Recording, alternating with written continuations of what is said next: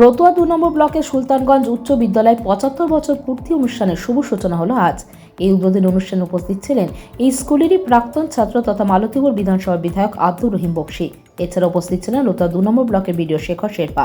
এছাড়া উপস্থিত ছিলেন পঞ্চায়েত সমিতি পূর্ত কর্মাধ্যক্ষ মোহাম্মদ নাইমুদ্দিন সহ স্কুলের শিক্ষক শিক্ষিকা ও ছাত্রছাত্রীরা। আগামী ৩ দিন ধরে চলবে অনুষ্ঠান। ৭৫ বছর পূর্তির সূচনাক্রমের একটি মশাল দৌড় প্রতিযোগিতার সূচনা করা হয়।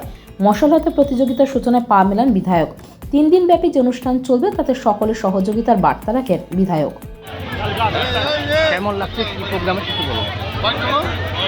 আজকে আমরা উপস্থিত হয়েছিলাম সুলতানগঞ্জ হাই স্কুলের ৭৫ বর্ষ পূর্তি উপলক্ষে উদ্বোধনী অনুষ্ঠান শুরু হল আর কি মশাল দৌড়ের মধ্য দিয়ে।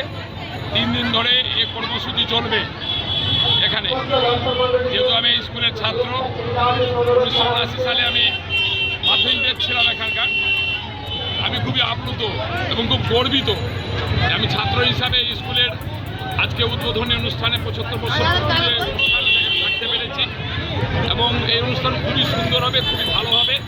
এখানকার যে পরিচালন সমিতি, শিক্ষক শিক্ষিকা মণ্ডলী, তাদের পূর্ণ সহযোগিতার মধ্য দিয়ে অনুষ্ঠান খুব ভালো হবে। আমাদের লোকাল বিডিও সাহেব এই ব্লকের তিনি পূর্ণ সহযোগিতা করছেন, থানার ওসি সহযোগিতা করছেন, খুবই ভালো লাগছে এবং আশা রাখি এই অনুষ্ঠান ভালো হোক।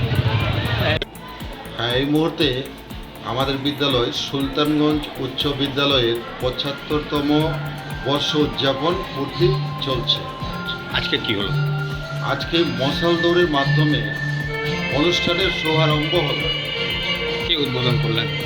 এই অনুষ্ঠানটা উদ্বোধন করলেন মাননীয় এমএলএ মহাশয় আব্দুর রহিম বক্সী এবং তার সঙ্গে ছিলেন রতুয়া ২ ব্লকের বিডিও সাহেব শেখর শেরপা মহাশয়। Bureau news Bangla Times.